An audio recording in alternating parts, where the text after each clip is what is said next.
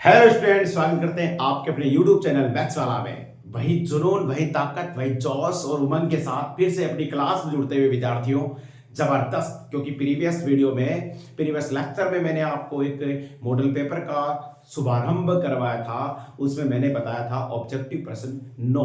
अब 9 प्रश्न ऑब्जेक्टिव बचे हुए हैं, वो नेक्स्ट इसी वीडियो में मैं सोल्व कराऊंगा। उससे पहले आपके लिए प्यारी सी लाइन है, रख हौसला वह मंजर भी आएगा, रख हौसला वह मंजर भी आएगा, प्यासे के पास चलकर वह समंदर भी आएगा, प्यासे के पास चलकर वह समंदर भी आएगा। थककर ना बैठ ए मंजिल के मुसाफिर, थककर ना बैठ ए मंजिल के मुसाफिर, मंजिल भी मिलेगी और मिलने का मजा भी आएगा दोस्त, और मिलने का मजा भी आएगा। इसी जोश के साथ मैं क्लास शुरू करता हूं। आप वीडियो को अंत तक देखें जबरदस्त तरीके से, कक्षा 10th के लिए। और आप कक्षा 10th में बोर्ड में 100/100 ला सकते हैं, क्योंकि उसी के ब्लूप्रिंट के अकॉर्डिंग मैंने इंपॉर्टेंट प्रश्नों की सीरीज आपके लिए निकाली है। तो ये लो, जबरदस्त शुरुआत करता हूं प्रश्नों की। पहला प्रश्न दे रखा है, एक वृत्त की त्रिज्या 3.5 सेमी है, तो वृत्त की परिधि ज्ञात कीजिए। जबरदस्त क्वेश्चन है। सबसे पहले एक वृत्त है और वृत्त की त्रिज्या r बराबर दे रखी है 3.5 सेंटीमीटर। वृत्त की परिधि ज्ञात करने का सूत्र P बराबर या C सर्कमफ्रेंस ऑफ सर्किल कह सकते हो। C बराबर 2πr। ठीक है, 2 पाई की वैल्यू 22/7 रख दो, r 3.5 कर दो। अब सॉल्यूशन करवाऊंगा, विशेष ध्यान देना, यहाँ पर पॉइंट हटाऊंगा, एक अंक पहले हट रहा है, बट्टे में 10 आ जाएगा। ठीक है, अब सोल्व कर लो। ये कितना आएगा 5, और ये 5 से ये गया कितना 2, और 2 से ये 2 कटे, कितना आंसर आया 22। और सेमी में पूछा था तो 22 सेमी कहीं ना कहीं आपको जरूर मिलेगा। सूत्र याद रखना, वृत्त की परिधि का होता है 2πr। क्या होता है 2πr। तो 22 सेमी करेक्ट आंसर होगा। ऑप्शन नंबर पे थम्स अप करके आप जबरदस्त तरीके से वीडियो को आगे शेयर करिए, जबरदस्त तरीके से।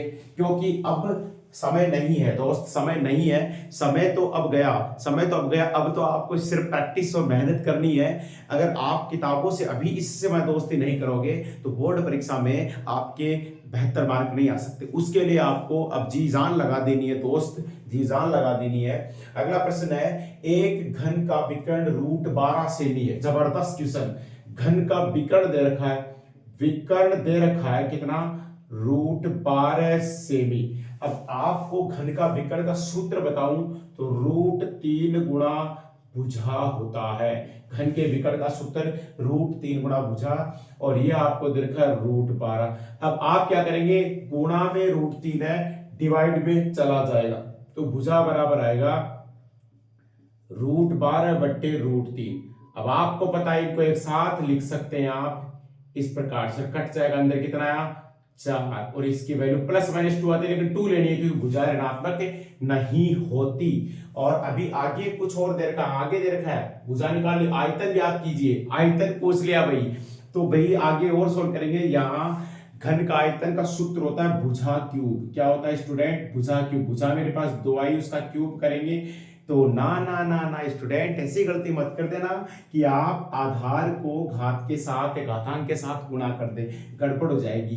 2 गुणा 3 बराबर 6 नहीं होगा, ये नहीं होगा, क्योंकि ये आधार कभी घात से गुणा नहीं होता। तो क्या करेंगे, ऊपर जितनी पावर उतना बेस खुल जाएगा। ये लो, और आंसर कितना आएगा 8 सेंटीमीटर क्यूब, 8 घन सेमी। कहीं उत्तर होगा, पहला ही करेक्ट आंसर होगा, पहला ही स्टूडेंट्स करेक्ट आंसर होगा। हो गया प्रश्न। आगे चलते हैं, नया प्रश्न स्टार्ट करते हैं। जबरदस्त प्रायिकता का प्रश्न है। यदि पीए का मतलब होता है स्टूडेंट, पीए का मतलब है एक कोई घटना उस होने की प्रायिकता, एक ही प्रायिकता हो जाएगी। ठीक है, नॉर्मली घटना एक ही होने की प्रायिकता को दर्शाता है। अब दर्शाने का मतलब देखो क्या है, मैंने कहा था यहाँ पर कह देता हूं कि प्रायिकता होती है वो 0 से, तो मान लो घटना ए है, उसकी प्रायिकता वो 0 से तो बड़ी है उसके बराबर होती है। ठीक है, और 1 से छोटी है उसके बराबर होती है। नेगेटिव प्रायिकता नहीं होती, 1 से बड़ी नहीं होती, 0 से छोटी नहीं होती। तो ये कहीं अगर ऑप्शन में है तो आंसर यही होगा, ऑप्शन नंबर 6 आपका करेक्ट आंसर होगा। ये इक्वल का साइन क्यों लगाया है, क्योंकि 0 कब होती है, असंभव या अनिश्चित घटना की प्रायिकता 0 होती है, और 1 के बराबर क्यों लगाया, क्योंकि निश्चित या संभव घटना की प्रायिकता 1 होती है, इसलिए वो भी शामिल होगी। अगला प्रश्न है, यदि दो पहला क्वेश्चन आ गया पहले चैप्टर से, वास्तविक संख्या से यदि दो संख्या का HCF 27 है, उनका LCM 162 है। तो HCF तो दे रखा है 27 और LCM दे रखा है 162, ठीक है। उनमें से एक संख्या मान लो वो 54 दे रखी है, तो B का मान दूसरी संख्या पूछ ली, तो सूत्र याद रखना A गुणा B बराबर LCM गुणा HCM। तो A का मान 54 दे रखा है, B इज इक्वल्स टू 162 है, ये 27 है। अब देखो ये कट का 27 दूनी 54, 2 से इधर कटेगा कितना है 81, तो बी की वैल्यू कितने निकल के आई 81। ऑप्शन नंबर 6 करेक्ट आंसर होगा दोस्त। जबरदस्त तरीके से क्योंकि शानदार तरीके से सोल्व करते जाते हैं अपन और आपको बेहतर क्लास समझ में आएगी। अगला प्रश्न है, यदि अल्फा व बीटा बहुपद x square plus 2x plus 1 के शून्यक है, तो पूछ लिया 1 अल्फा प्लस 1 बीटा। थोड़ा सा इसको सोल्व कर लो यार, क्योंकि आप इससे क्या करेंगे, पहले शून्य निकालेंगे फिर यार रखेंगे फिर सोल्व करेंगे, ऐसे करो थोड़ा सा सोल्व कर लो। तो ये लो लघुत्तम ये आ गया यार, क्रॉस कर दो बीटा प्लस अल्फा, तो इसको अल्फा प्लस बीटा बटे अल्फा डॉट बीटा इस प्रकार से लिख सकते हैं। ऑप्शन का प्रश्न इस प्रकार लिख सकते हैं। आपको दे रखा है x square plus 2x plus 1, ए का मान मेरे पास 1 है, बी का मान 2 है, सी का मान चिपका दो। अब आपको पता होना चाहिए कि अल्फा प्लस बीटा क्या होता है, माइनस बी बटा ए होता है और ये सी बटा ए होता है। ए से तो ए गया, भी ए से तो ए गया, ठीक है। क्या आया माइनस बी बटा सी, माइनस का 2 बटा सी 1 है, तो -2 आपका करेक्ट आंसर होगा। Option number correct answer. पहले ही प्रश्न में सोल्व कर दिया बिटवा, ठीक है, पहले ही सोल्व कर दिया, उसके बाद में मान रख दिया। बहुत इजी तरीके से मैंने आपको बताया है, इसी प्रकार से बोर्ड परीक्षा में करना ताकि फटाफट आपका आंसर मैच हो जाए, ठीक है। आगे चलो भाई, अगला है y बराबर mx प्लस 3, ठीक है, में x बराबर -2 और y बराबर 5 चिपकाना है। दोनों वहां रख के आप क्या करेंगे, दोनों को वहां रख करके m की वैल्यू निकालेंगे। तो y रखना है 5 बराबर m निकालना है, x -2 प्लस 3 इधर आकर माइनस का, ये लो भाई साहब आपके पास 2 is equals to m into -2, multiply में डिवाइड में आएगा इस प्रकार से -1। m की वैल्यू कितनी है स्टूडेंट, -1, मुझे मिल गई -1 m की वैल्यू, ये रहा ऑप्शन नंबर करेक्ट आंसर। जबरदस्त क्वेश्चन है। चलो भाई नेक्स्ट क्वेश्चन करते हैं।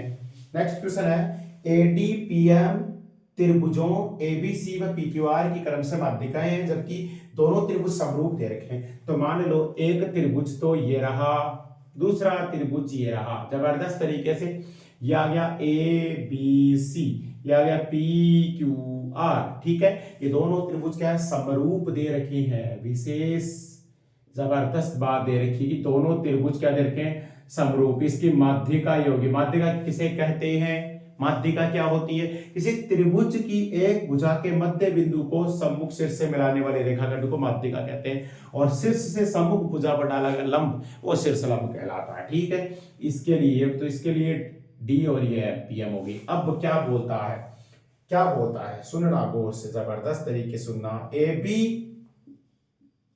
अनुपात PQ की वैल्यू 3:5 दे रखी है स्टूडेंट। AB अनुपात PQ की वैल्यू 3:5 दे रखी है। इसका मतलब AB और ये तो दोनों त्रिभुज क्या है, समरूप। तो कंसेप्ट बता देता हूं मैं आपको। देखो ये आ गया माध्यिका से रिलेटेड, तो आपको विशेष बात बताता हूं। यदि दो त्रिभुज समरूप होते हैं, ठीक है, यदि दो त्रिभुज समरूप होते हैं तो उनकी संगत जो भुजाएं हैं वो संगत माध्यिकाओं के अनुपात के तुल्य होती है। संगत जो भुजाएं हैं, संगत भुजाओं का अनुपात वो बराबर होता है संगत माध्यिकाओं के अनुपात के, ठीक है, संगत माध्यिकाओं के अनुपात के। तो संगत भुजाओं का अनुपात मेरे को देखो AB/PQ इज इक्वल टू हो जाएगा AD/PM, ठीक है।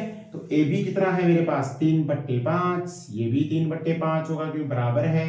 तो ऑप्शन नंबर यही आंसर होगा जो प्रश्न में दे रखा है 3:2। जबरदस्त क्वेश्चन था, आपको लगा कि कुछ और होगा लेकिन ऐसा तो हुआ ही नहीं, बहुत इजी तरीके से हमने सॉल्व कर लिया। ठीक है, अगला प्रश्न देखो, अगला प्रश्न देखो धुरंधरो, अगला प्रश्न देखो। 10 मीटर ऊंची मीनार है, ये लो भाई साहब 10 मीटर ऊंची मीनार, ये धरातल हो गया अपना। ठीक है, क्या बोलता है ये शिखर से, ये लो भाई साहब शिखर लगाओ, शिखर हो गया यहाँ पर। ठीक है, 10 मीटर ऊंची मीनार के शिखर से पृथ्वी पर एक बिंदु, पृथ्वी पर एक बिंदु, यहां मान लेता हूं एक बिंदु। ठीक है, यहां मान लेता हूं। ठीक, आगे चलो।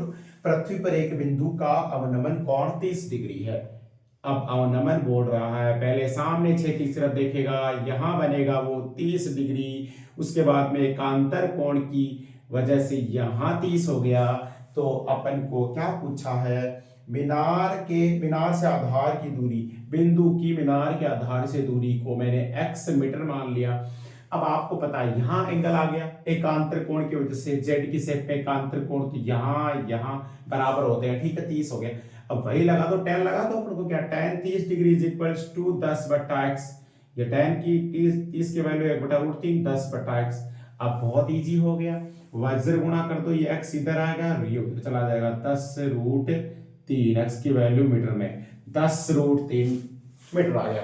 पहला ही ऑप्शन धुआं धुआं कर दिया, धुआं धुआं कर दिया। तुम भी कर दो ना, तुम भी कर दो ना, धुआं धुआं कर दो, जबरदस्त तरीके से धुआं धुआं तुम भी कर दो। अगला प्रश्न है, अगला प्रश्न है जबरदस्त खिलाड़ियों के लिए। एक मीनार की छाया की, एक मीनार की छाया इसकी ऊंचाई के बराबर है। अभी बनाया मैंने, मीनार है, इसकी छाया है, छाया मान लो x मीटर है, मीनार है h मीटर है। ठीक है, अब ये कह रखा है कि h बराबर क्या है, x है, तो थीटा उन्नयन कोण ज्ञात कीजिए। तो यहां बढ़ जाएगा, थीटा उन्नयन होता है, नैनो को ऊंचा करके देखेंगे तो अपन ये दृष्टि रेखा और क्षैतिज रेखा के मध्य बने कोण को उन्नयन कोण कहते हैं। और यदि मैं यहां से देखूं तो पहले सामने देखूंगा, फिर नजरें यहाँ को, तो दृष्टि और ये भी क्षैतिज हो गई, यहाँ बढ़ जाएगा अवनमन। ठीक है, फिलहाल अवनमन की कंडीशन नहीं है तो इतना ही काम मिलेगी। अब आप tan लगा सकते हैं, tan थीटा बराबर h/x, tan थीटा बराबर h कितना है मेरे पास, h तो x है क्योंकि बराबर दे रखा है दोनों को। ये प्रश्न भाई मोस्ट क्वेश्चन है, ये मान लो 2025 के छपता है, हर साल पेपर में ऐसा प्रश्न पूछा जाता है, तो छपता है, छप सकता है आपके लिए, आपके नसीब में होगा तो ये आपका हेड और टेल दोनों होगा विद्यार्थियों। आपका सिक्का उछल चुका है, हेड भी आपका ही होगा, टेल भी आपका ही होगा। तो यहाँ पर h/x है, h की जगह x की जगह h कैसे कर दूं, गया तो tan थीटा बराबर 1/1, तो tan theta is equal to 1 आया। तो tan थीटा बराबर, इसको tan 45 लिख सकता हूं, tan से tan निरस्त, तो थीटा बराबर 45 डिग्री आया। थीटा बराबर कितना है स्टूडेंट, 45 डिग्री। लल्लू क्वेश्चन था, क्वेश्चन क्या था, लल्लू क्वेश्चन था, बहुत ही प्यारा क्वेश्चन था, 45 डिग्री आपके समक्ष आ गया। तो हिम्मत मत खोना, आप तो बस जोरों शोरों से जितनी ताकत है सब लगा दो, क्योंकि एक बार मस्तिष्क, एक बार आप सोल्व करने बैठोगे, यदि किसी किताब के फॉर्मूले याद करने हैं, मैथ्स के कोई फॉर्मूला याद करना है, तो एक बार उसको देख लो, फिर माइंड में करो कि क्या था, फिर नहीं आया, उसको 4 बार लिखो। देखो ऐसा करोगे ना तो आपके जबरदस्त तरीके से समझ में आएगा। उसको 4 बार लिख दो आप, 4 बार लिखने के बाद में आप ये सोचोगे चलो हो जाएगा, क्या नहीं होगा। 4 बार लिखोगे, इसका मतलब आपको वो माइंड में छप जाएगा, जीवन भर नहीं भूल पाओगे उसको, क्योंकि लिखी हुई चीजें आप कभी भूलते नहीं हो। और ऐसे आप पेज पलट पलट कर देखते हो मैथ्स को, ऐसे तो आएगी नहीं। इसलिए सभी विद्यार्थियों से अनुरोध है कि इन महान दिनों, मैं महान क्यों कहता हूँ, जबरदस्त बोर्ड परीक्षा सर पे ही है, ऐसे करते ऐसे लग रहा है हिलकर नीचे गिर जाएगी। ठीक है, तो आपको मेहनत करनी है, लगातार पढ़ते जाना है। जो विद्यार्थी लगातार पढ़ते हैं बोर्ड परीक्षा में वादा है 100/100 मैथ्स में ला सकते हैं, 100/100 मैथ्स में ला सकते हैं, क्योंकि 100/100 मिशन ही आप इस मॉडल पेपर के अकॉर्डिंग पाएंगे। तो आई होप ये वीडियो पसंद आया होगा। यदि वीडियो पसंद आया है तो छोटा सा काम करेंगे, आप वीडियो को लाइक कर दें, चैनल को सब्सक्राइब कर दें, बेल आइकन प्रेस कर दें, ताकि तुरंत के पास अपनी क्लास की वीडियो पहुंच जाए। धन्यवाद।